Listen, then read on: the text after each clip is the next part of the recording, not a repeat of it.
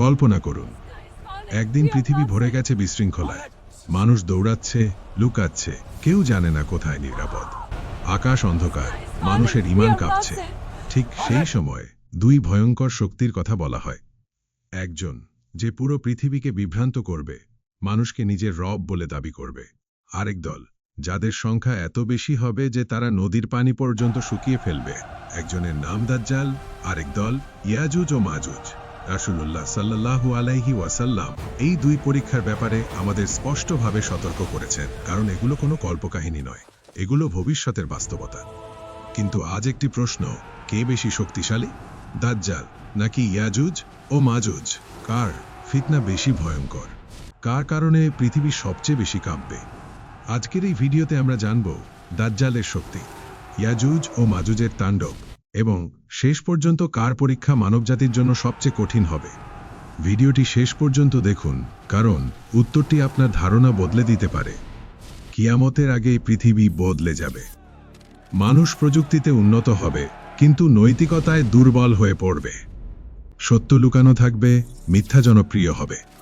রাসূলুল্লাহ সাল্লাল্লাহু আলাইহি ওয়াসাল্লাম বলেছেন, এক সময় আসবে যখন মিথ্যাবাদীকে বিশ্বাস করা হবে, আর সৎ মানুষকে মিথ্যাবাদী বলা হবে। আজকে আমরা তা দেখছি না। মানুষ দুনিয়ার পেছনে ছুটবে, আখিরাত ভুলে যাবে। নামাজ অবহেলা হবে, হারাম স্বাভাবিক হয়ে যাবে। এই পরিবেশেই আসবে সবচেয়ে বড় পরীক্ষা, দাজ্জাল।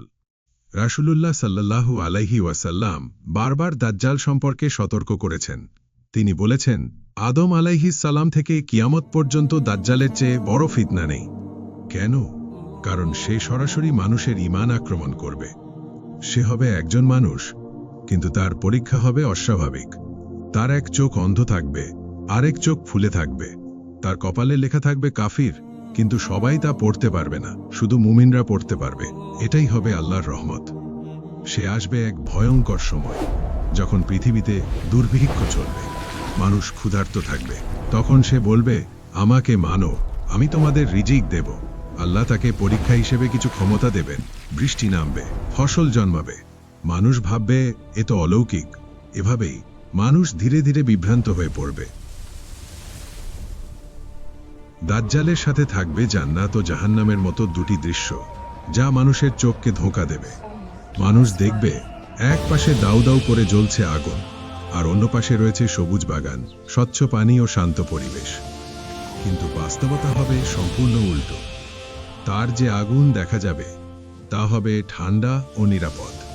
আর যে বাগানকে জান্নাত মনে হবে, সেটাই হবে জাহান্নামের শাস্তির পথ। আল্লাহ তাআলা এভাবেই মানুষের ঈমান পরীক্ষা করবেন, কে চোখের দেখায় বিশ্বাস করে, আর কে আল্লাহর কথায় বিশ্বাস রাখে। দাজ্জাল মানুষের বিশ্বাস ভাঙার জন্য ভয়ঙ্কর সব বিভ্রম দেখাবে। সে এমন দৃশ্য দেখাবে যেন মৃত মানুষ আবার জীবিত হয়ে গেছে। মানুষ হতবাক হয়ে যাবে, কেউ কেউ তাকে অলৌকিক শক্তির অধিকারী মনে করবে। কিন্তু প্রকৃতপক্ষে এগুলো সবই হবে পরীক্ষা, মানুষের অন্তরের ঈমান যাচাইয়ের উপায়। একটি সহিহ হাদিসে বর্ণিত আছে, এক সাহসী যুবক দাজ্জালের সামনে দাঁড়িয়ে দৃঢ় কণ্ঠে বলবে, তুমি সেই দাজ্জাল যার ব্যাপারে আমাদের নবী সতর্ক করেছেন। তখন দাজ্জাল ক্রোধান্বিত হয়ে তাকে হত্যা করবে এবং মানুষের সামনে আবার জীবিত করে দেখাবে। চারপাশের লোকেরা বিস্ময়ে হতবাক হয়ে যাবে। কিন্তু সেই যুবকের ঈমান একটুও টলবে না। সে বলবে, আজ আমি আরো বেশি নিশ্চিত হয়ে গেলাম যে তুমি দাজ্জাল। তার এই দৃঢ়তায় দাজ্জাল অপমানিত হবে, কিন্তু দাজ্জাল সেই ছেলেটিকে আর মারতে পারবে না। ভাবুন সেই ঈমানের শক্তি। আজ আমরা সামান্য বিপদে ধৈর্য হারিয়ে ফেলি, তাহলে সেই মহা পরীক্ষার দিনে আমাদের অবস্থা কি হবে? এই কারণেই হযরত মুহাম্মদ সাল্লাল্লাহু আলাইহি ওয়াসাল্লাম আমাদের আগে থেকেই প্রস্তুতি নিতে শিখিয়েছেন। তিনি বলেছেন, যে ব্যক্তি সূরা কাহফের প্রথম 10 আয়াত পড়বে ও মুখস্থ রাখবে, সে দাজ্জালের ফিতনা থেকে সুরক্ষিত থাকবে। এটি শুধু পড়া নয়, এর অর্থ বুঝে ঈমান শক্ত করা। দাজ্জাল পৃথিবীতে থাকবে মোট 40 দিন, কিন্তু এই 40 দিন আমাদের স্বাভাবিক দিনের মতো হবে না। প্রথম দিন হবে 1 বছরের সমান দীর্ঘ, দ্বিতীয় দিন হবে 1 মাসের সমান, তৃতীয় দিন হবে 1 সপ্তাহের সমান। এরপর বাকি 37 দিন হবে আমাদের পরিচিত স্বাভাবিক দিনের মতো। এ কথা শুনে সাহাবীগণ উদ্বিগ্ন হয়ে জিজ্ঞেস করেছিলেন, ইয়া রাসূলুল্লাহ, এত দীর্ঘদিনে আমরা নামাজ কিভাবে আদায় করব? তখন রাসূলুল্লাহ সাল্লাল্লাহু আলাইহি ওয়াসাল্লাম বলেছিলেন, তোমরা সময় অনুমান করে নেবে এবং সেই অনুযায়ী নামাজ আদায় করবে। অর্থাৎ পরিস্থিতি যেমনই হোক, নামাজ ও ঈমান কখনো ছেড়ে দেওয়া যাবে না। এই বর্ণনাগুলো আমাদের মনে করিয়ে দেয়, দাজ্জালের ফিতনা শক্তির পরীক্ষা নয়, ঈমানের পরীক্ষা। যার ঈমান দৃঢ় সেই সফল হবে।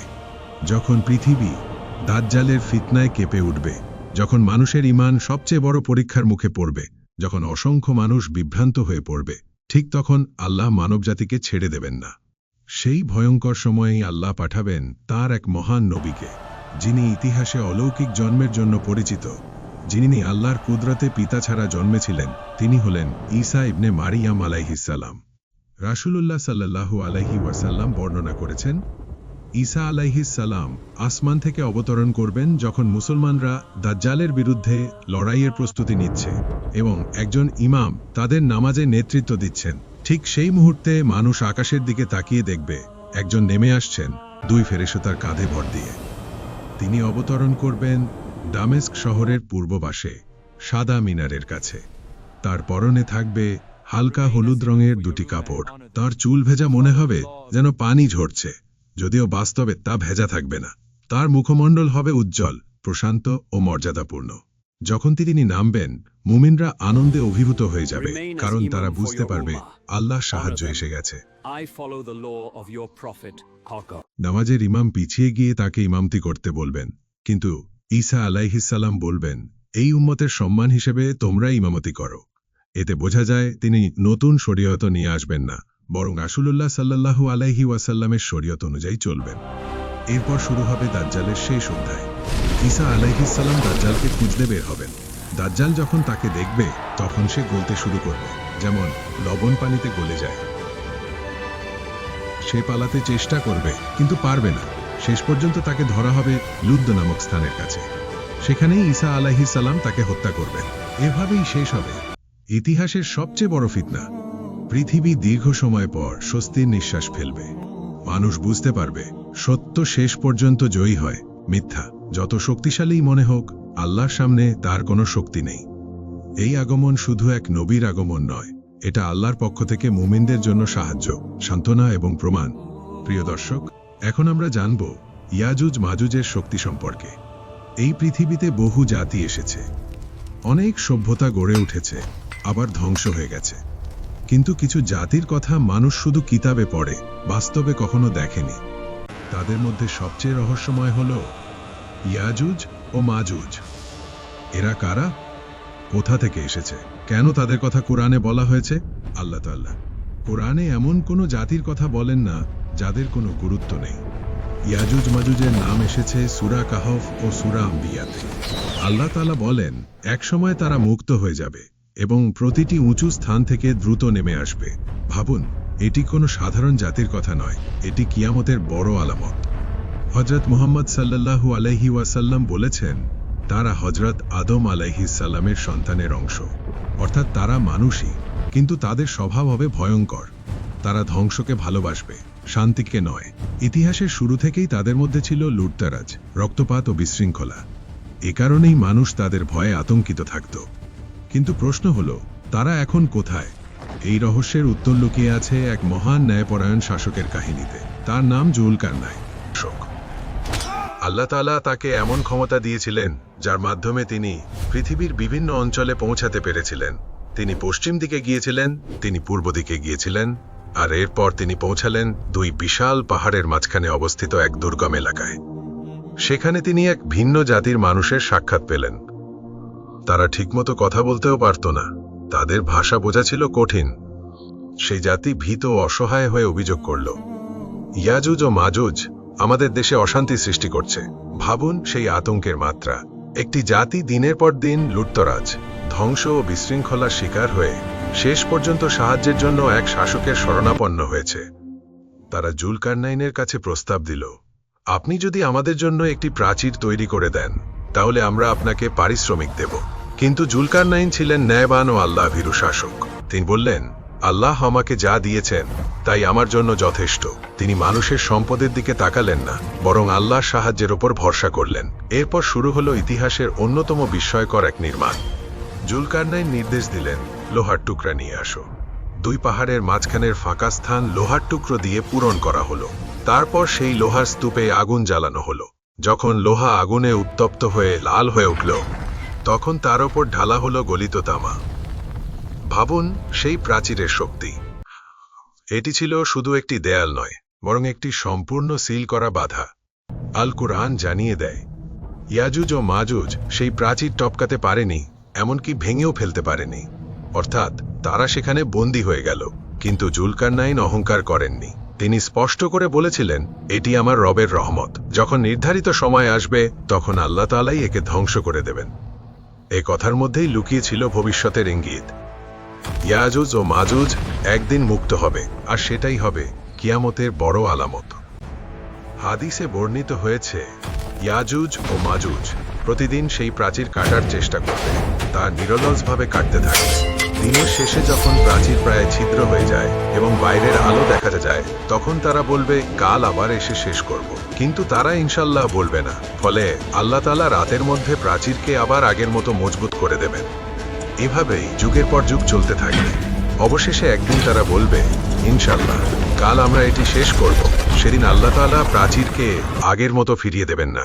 তখনই হবে তাদের মুক্তির দিন। ভাবুন, শতাব্দীর পর শতাব্দী তারা বন্দী রয়েছে। সেই সময়ের মধ্যে তাদের সংখ্যা বাড়ছে, শক্তি বাড়ছে, আর তারা অপেক্ষা করছে সেই একদিনের জন্য, যেদিন তারা বের হবে। তাদের বিশাল দলে পৃথিবী কেঁপে উঠবে।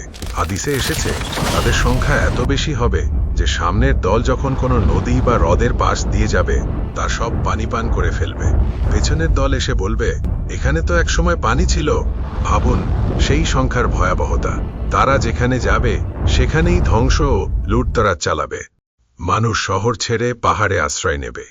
আতঙ্কে মানুষ মনে করবে পৃথিবীতে আর কেউ বাকি নেই যাদের তারা আক্রমণ করেনি। অহংকারে তারা আকাশের দিকে তীর নিক্ষেপ করবে।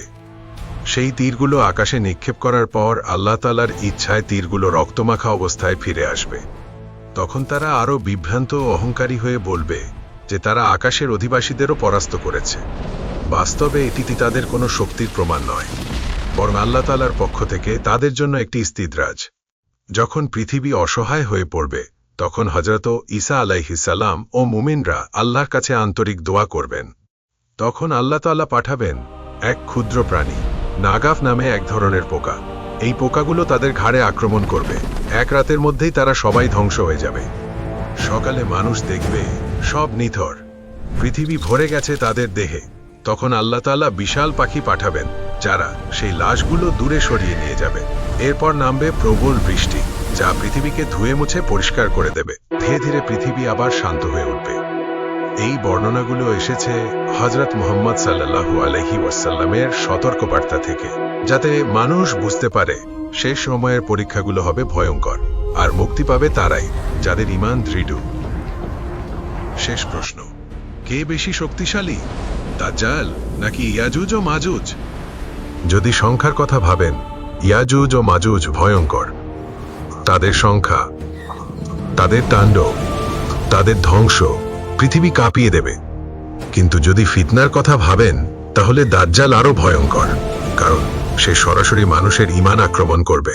সে মানুষকে বিভ্রান্ত করবে, সত্যকে মিথ্যা আর মিথ্যাকে সত্য বানিয়ে দেবে। ইয়াজুজ ও মাজুজ দেহের ক্ষতি করবে, কিন্তু দাজ্জাল আঘাত করবে হৃদয়ে, ঈমানে।